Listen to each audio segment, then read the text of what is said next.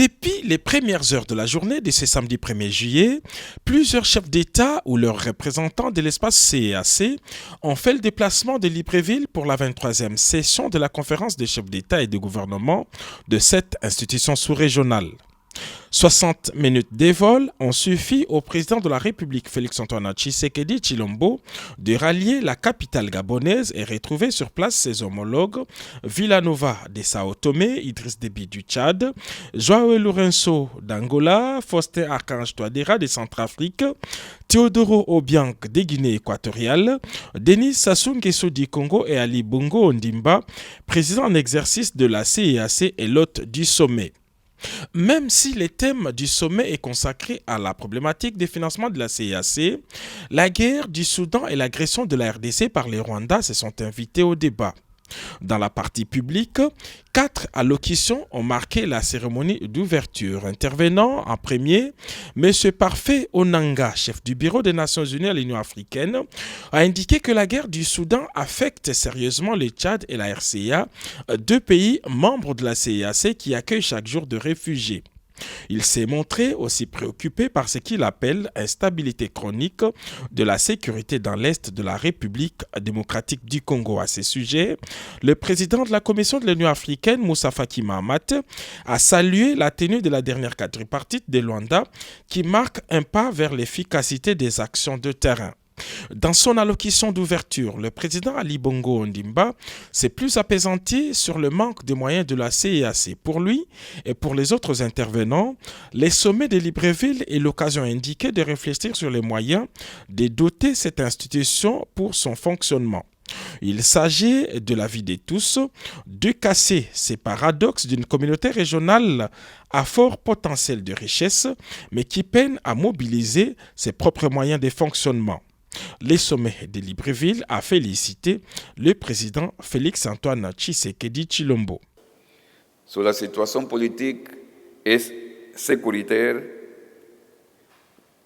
la conférence a exprimé sa préoccupation par rapport à la crise qui se vit au Soudan et à ses répercussions graves en République du Tchad et en République centrafricaine. Elle appelle l'appui de la communauté internationale sur la situation des réfugiés soudanais et des populations des pays d'accueil. La conférence a félicité les efforts des autorités de transition de la République du Tchad pour la bonne conduite du processus de transition en cours. Elle a salué son Excellence Félix-Antoine Tshisekedi Tshilombo par les actions menées dans le cadre de sa mission d'accompagnement au processus de transition, conformément au mandat de la session extraordinaire de la conférence des chefs d'État et de gouvernement tenue à Kinshasa le 25 octobre 2022. Après sa brillante participation au sommet de Libreville, le président de la République, Félix-Antoine Tshisekedi Tshilombo, a repris Simon Kimbangu pour Kinshasa.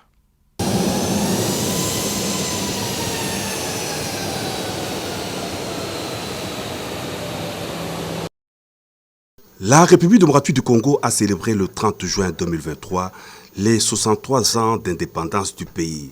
Dans son discours à la nation, le président de la République Félix-Antoine Tshisekedi Tshilombo a adressé un message d'unité nationale, de solidarité, de résilience et de perspective. Je salue la bravoure de notre peuple qui, meurtri dans sa chair, ne résigne pas pour autant et ne cesse de défendre avec énergie inouïe l'intégrité de notre territoire, a souligné le chef de l'État dans son adresse à la nation. Il a condamné toute tentative de division et en a appelé à l'unité de tous les Congolais. Le 30 juin 2023, c'est ce jour que la RDC, une quarantaine d'années après, dispose enfin d'une carte d'identité nationale pour ses citoyens. Le premier modèle de la nouvelle carte d'identité nationale délivrée par l'Office national pour l'identification de la population ONIP a été remis au premier citoyen de la RDC, le chef de l'État Félix Antoine Tshisekedi Tshilombo au cours d'une cérémonie organisée à l'esplanade du ministère de l'Intérieur, Sécurité et Affaires coutumières, cérémonie au cours de laquelle on a noté la présence de la première dame Denise Nyakeru Tshisekedi qui accompagnait le chef de l'État, du président de l'Assemblée nationale Christophe Mbosso, du Premier ministre Sama Lukonde, du vice-premier ministre, ministre de l'Intérieur Peter Kazadi et d'autres officiels civils et militaires. Le président de la République Félix Antoine Tshisekedi Tshilombo a participé en début de semaine à Luanda, en Angola, au sommet quadripartite de chefs d'État de la SADC, l'EAC, la CIRGL et la CEAC sur la situation sécuritaire dans l'est de la République démocratique du Congo, agressée par le Rwanda et son bras armé, le M23. Il a été question de l'adoption du cadre conjoint de coordination des initiatives de paix dans l'est du pays par la communauté de l'Afrique de l'Est, la communauté économique de l'Afrique centrale, la conférence internationale sur la région du Grand Lac, la communauté de développement de l'Afrique australe et les Nations unies sous les auspices de l'Union africaine. La RDC respectera toujours ses engagements et espère rencontrer les mêmes dispositions dans le chef de toutes les autres parties prenantes, a indiqué le chef de l'État dans son allocution devant ses pairs. De retour à Kinshasa, le président de la République Félix Antoine Tshisekedi Tshilombo a présidé la cérémonie de clôture de la 3e édition du Forum national sur la vaccination et l'éradication de la poliomyélite en République démocratique du Congo. Le président de la République a encouragé toutes les parties prenantes à redoubler d'efforts pour atteindre tous les enfants par la vaccination afin que plus aucun enfant ne souffre de cette maladie en RDC. Par ailleurs, le président de la République a célébré à la mosquée Rassoul à Kinshasa la fête d'Eid el-Kébir avec toutes les branches de la communauté islamique du Congo. Le chef de l'État Félix Antoine Tshisekedi Tshilombo a appelé tous les musulmans de la RDC à l'unité et s'est dit prêt à les accompagner dans la recherche de cette unité. Une occasion pour la communauté islamique de la RDC de soumettre au président de la République quelques doléances, notamment la question de jours fériés chômés et payés en faveur des fêtes musulmanes dont les dates sont connues. Congolaises, Congolais, chers compatriotes, la date historique du 30 juin 1960, profondément ancrée dans nos cœurs, marque l'accession de notre pays, la République démocratique du Congo, à la souveraineté nationale et internationale. Aujourd'hui, encore 63 ans plus tard, nous célébrons avec grande fierté cet événement, non seulement pour honorer la lutte de notre liberté et de notre indépendance menée avec courage et détermination par les pères fondateurs de notre nation, mais aussi et surtout pour réitérer notre attachement à ce bien précieux qu'ils nous ont légué et que nous avons à notre tour le devoir de transmettre comme tel aux générations futures, et ce, en dépit de toutes les adversités d'où qu'elles viennent. En effet, dès le lendemain de son accession à la souveraineté nationale et internationale, notre peuple a dû surmonter plusieurs décennies de violences entretenues et voulues, démontrant ainsi sa capacité collective à demeurer résilient en tant que nation. Ceci pour dire que l'indépendance est irrévocablement une valeur fondamentale de notre nation. Elle nous garantit la capacité à façonner notre propre destinée. Elle est une quête incessante de liberté, de dignité, de justice et de souveraineté. Elle constitue le socle de notre identité nationale, notre cohésion sociale, car elle nous permet de mettre en valeur notre culture, notre histoire et nos aspirations profondes. Il est vrai que cette année, la célébration de notre indépendance est teintée de tristesse car notre intégrité territoriale est menacée par une force d'occupation étrangère. Certains de nos compatriotes en ce moment précis à l'Est ne peuvent pas jouir de cette liberté que nous célébrons parce que victimes de l'oppression des agresseurs. Je tiens à leur exprimer toute notre compassion et à les assurer de notre détermination à œuvrer sans relâche pour leur libération certaine.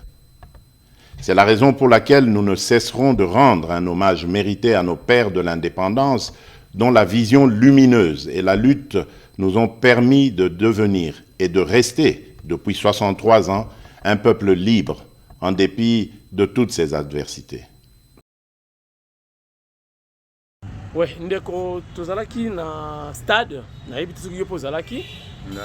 Nalingi nayeba kaka discours ya mokonzi ya mboka yo comprendre nango nini. Ah bon, mpona discours na ye wana kaka phrase moko alobaki. Je vais aller au bout, je ne recule plus. Hein? Quand il a dit je vais aller au bout et je ne peux pas regarder encore en arrière, je fonce. Et chez nous, quand on dit comme ça, on appelle cette personne un piboué. En tout cas, en quelle béton, langue? en Kisonge. C'est en Kisonge. De l'Obami, Mpiboué. Donc, quelqu'un qui ne recule pas, il va chercher à mettre tout le monde à l'aise et amener la viande pour tout le monde. Il ne recule jamais. Là, j'ai vu dans notre président, Poitiers Béton, qu'il est un vrai piboué. Un vrai piboué alors. Poitiers Béton. Okay. Son discours est très... Et ça rappelle à tout le monde. Tout le monde doit suivre ce qu'il a dit pour qu'on aille devant. Là, il n'a pas déclaré la guerre avec l'Église catholique. Bon, pas tellement. Là, il a réveillé un peu parce que vous savez ce qui se passe avec les gens de Sempo. Et ce n'est pas du tout bien. On doit respecter notre président. On doit respecter notre président. Moi, je suis catholique. Je suis catholique, ça nous met mal à l'aise. Vous voyez, quand il parle, il est avec l'Église catholique. La famille est catholique. Vous voyez devant maman Marthe ce qu'il fait. Chaque fois, il bénit son fils. C'est le signe catholique. Mais la façon que Semco présente les problèmes, non, ce n'est pas bon. On doit rectifier la façon de diriger. Mais c'est comme si c'est la toute première fois que le chef de l'État s'exprime de la façon. Hein? Oui. Et c'est comme le discours de 6 jours. Hein? Malgré là, c'était un peu long. Mais là, c'était le discours de 6 jours quand il cassait l'histoire de quoi encore de FCC Cash là, quand il avait parlé dans 6 jours, de 6 minutes. C'est de la même façon, mais cette fois-ci, il a tapé la main sur la table. Il a montré qu'il est le chef de l'État. C'est une métamorphose comportementale. On ne le reconnaît pas comme ça. Moi, je ne reconnais pas l'enfant de Sphinx parler comme ça. Il a montré qu'il est un homme. Et tout le monde doit prendre maintenant au sérieux. Parce que ce qui sort de sa bouche, il faut faire attention. L'enfant d'un léopard, c'est un léopard. Il faut faire attention avec ce qu'il a dit. Là, ça venait du cœur. Ça venait du cœur. Nous avons pleuré au stade quand il parlait. Nous avons vu, il a fait tout pour qu'on puisse s'en sortir, mais que les gens puissent prendre déjà ce qu'il a dit au sérieux. Ce n'est pas un début de la dictature. Non. Il est démocrate. Il ne peut pas le faire. Il a reçu...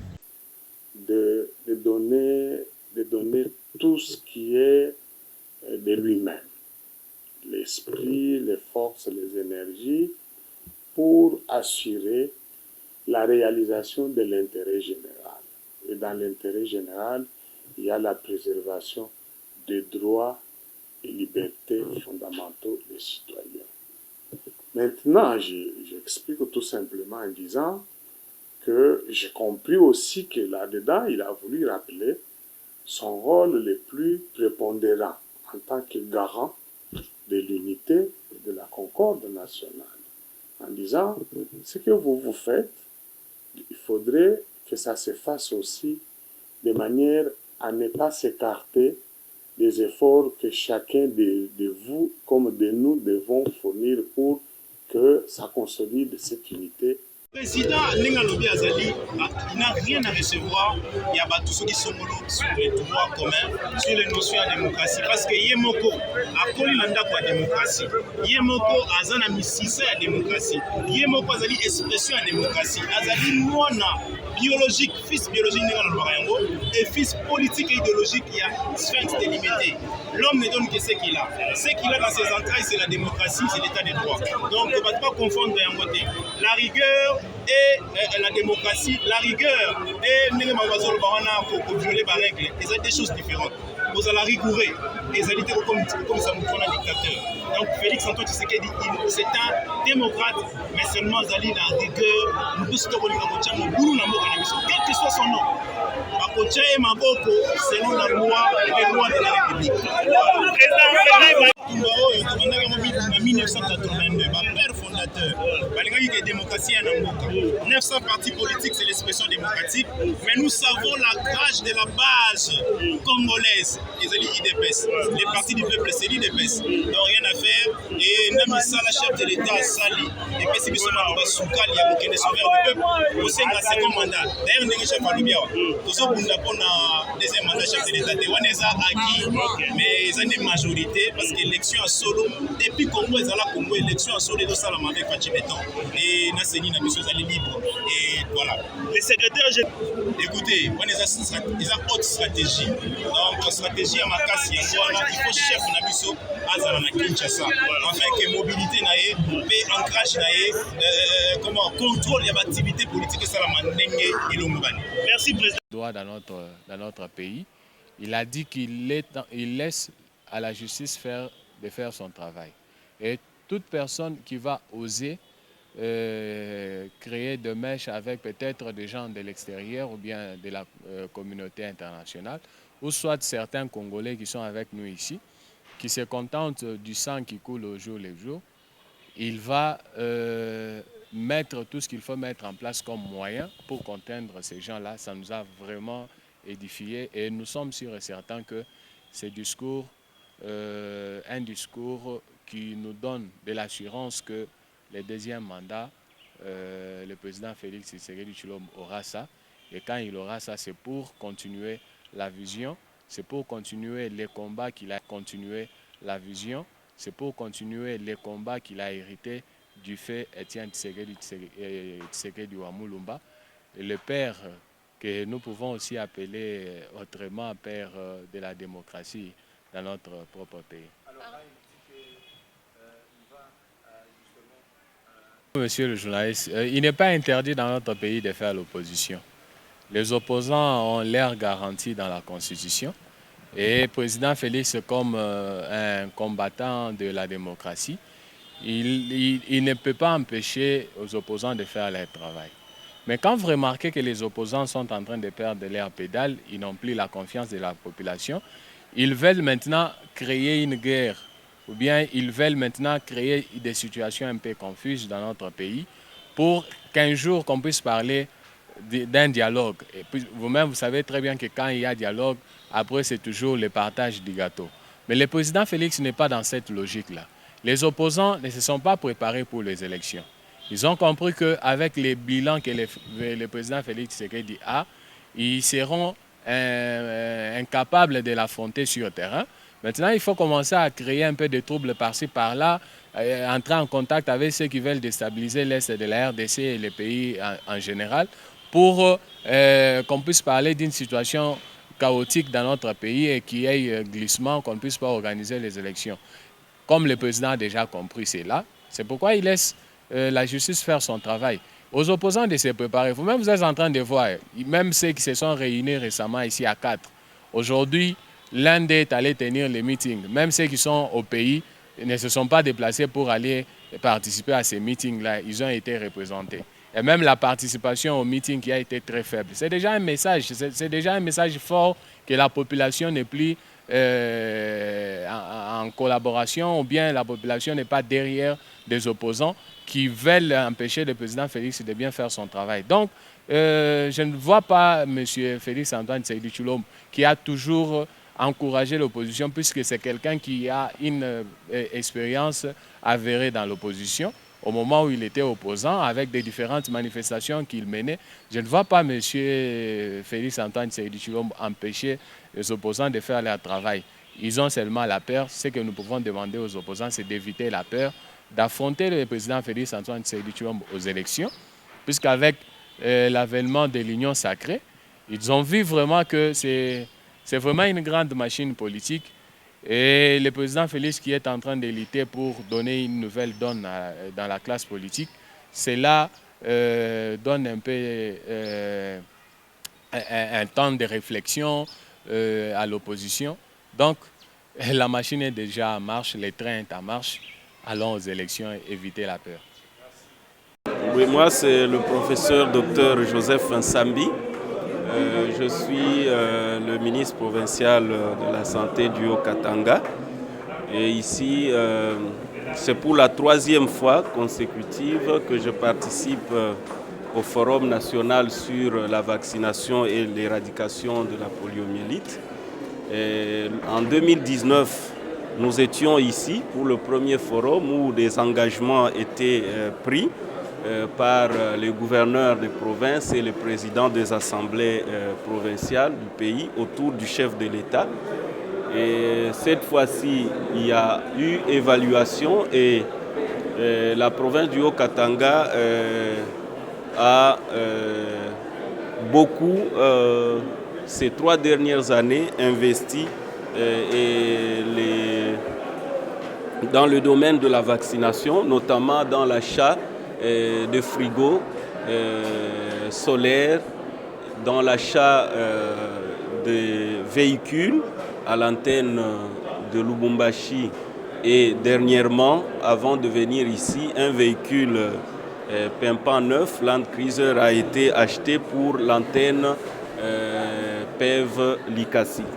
Donc un financement aussi liquide pour le soutien aux activités de vaccination a été donné. Donc c'est pour dire que la province du Haut-Katanga, sous le leadership du gouverneur Jacques Yabula Katwe, est résolument engagé à accompagner la vaccination comme le veut le chef de l'État, son Excellence Félix Antoine Tshisekedi Tshilombo, qui s'était engagé au plus haut sommet mondial et les résultats sont là. Nous avons gagné plus de 20 points sur les 4 années et c'est louable et ces mérites sont reconnus au niveau africain que c'est vraiment le chef de l'État qui a amené le pays à investir totalement dans la vaccination. Vous représentez la province du Haut-Katanga, un mot à suivi. Non, je ne représente pas la province du Haut-Katanga. Il y a le vice-gouverneur et le président de l'Assemblée. Et moi, je suis leur technicien. Et donc, le mot, c'est que nous allons toujours, sous le leadership du gouverneur de province, Jacques Yabula Katwe, et l'accompagnement de l'Assemblée provinciale, faire encore mieux pour que nous soyons, puisque le Haut-Katanga, c'est la 2e province après Kinshasa, donc nous allons toujours faire mieux pour que nous soyons toujours la première parmi les provinces. Merci beaucoup pour la question. Étant donné sa présence ici pour les journées portes ouvertes, nous avons pensé qu'il était important de l'approcher pour lui parler de la situation dans ce domaine-là précis, où l'AMIBA a subi beaucoup de déboires, etc. Et comme c'est un homme de loi, un homme qui connaît très bien l'histoire de ce coin, donc nous avons pensé qu'il fallait échanger avec lui pour lui donner toute l'information par rapport aux irrégularités constatées avec ces secteurs-là. Là, vous partez du Coq-à-l'âne. Si nous parlions du dossier judiciaire, là, vous posez la question de la relance. Mais la relance, le chef de l'État l'a promise. La relance doit se faire parce que l'AMIBA ne doit pas rester comme ça avec plein de gisements. Des minéraux importants que nous avons, il est important qu'elle puisse être relancée et vous avez suivi que le copyright avait élaboré un plan avec l'AMIBA, bien sûr, et qui avait été validé depuis le 6 janvier de cette année. C'est de le dire parce qu'il est membre de loi et qui connaît très bien la contrée et qui connaît très bien l'historique ici. Nous sommes convaincus que cette fois-ci les choses vont évoluer suivant la juste cause. Merci beaucoup.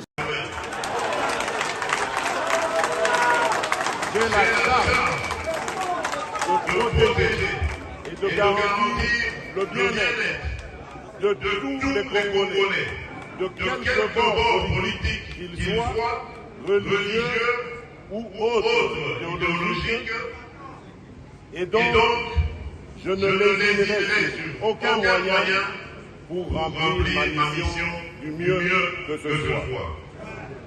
C'est l'histoire et Dieu qui me juge. Monseigneur Emmanuel Bernard, encore une fois, je voudrais vous remercier d'être l'homme que vous êtes et de m'avoir associé à cette célébration mémorable et inoubliable. Je suis heureux d'y avoir participé et d'y avoir aussi apporté ma contribution. Je vous souhaite bonne chance, plein de succès pour tout ce qui vous reste encore à remplir comme tâche dans notre chère province et dans ce diocèse de Mbuji-Mayi. Que Dieu Tout-Puissant vous bénisse. Nzambi akutwambanda panda kabili ya milonga